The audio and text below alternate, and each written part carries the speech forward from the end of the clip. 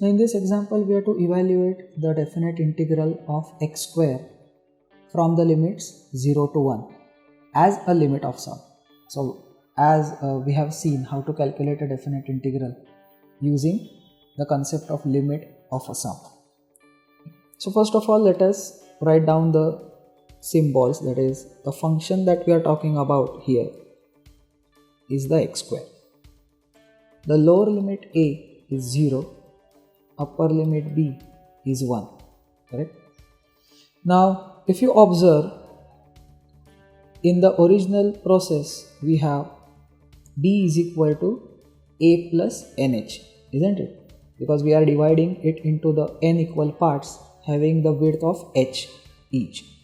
So here in this case we will write b, that is 1, is equal to 0 plus nh because a is 0. So basically that gives us 1 is equal to nh. So here we have got one important relation between n and h which will be used while we evaluate the limit. Right. So keeping that aside, now let us start off with the integral. Let us denote it as say I. As per the formula, it is limit of h into summation of f of a plus rh, where r varies from 1 to n, and we take the limit as n tends to infinity, isn't it? So that is equal to limit n tends to infinity h summation of f of, now here a is 0, so therefore we are left with just f of rh, and r varies from 1 to n. So moving ahead, we have limit n tends to infinity h summation of, now what is f of rh? For that, let us understand that the function is given as a square function. So f of x is x square, so therefore f of rh must be rh the whole square, which is nothing but r square h square, where r varies from 1 to n. Now moving further, we have limit n tends to infinity h.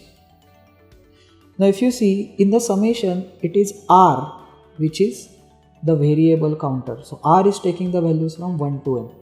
So therefore from the perspective of r, h will be treated as constant. So therefore we can take h square term outside the summation.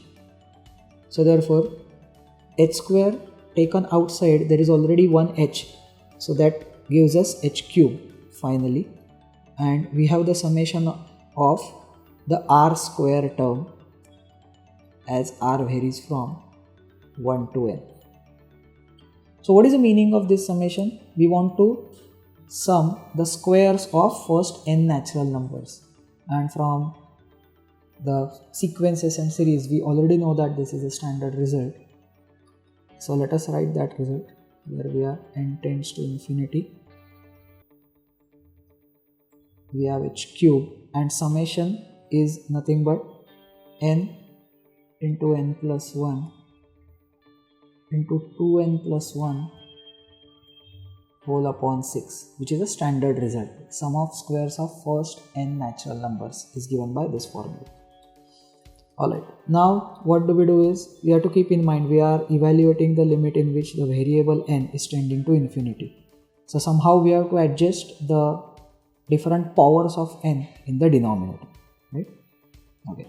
Now if you observe this h cube and n, suppose I write it as h square into h into n, right? So out of which nh or hn can be replaced with 1, because that is what we had found out already. So since nh is equal to 1, replacing that with 1, we are left with just h square upon 6 into n plus 1 into 2n plus 1. Of course, we can take 1 by 6 outside the limit because it is a pure constant. So here we have limit of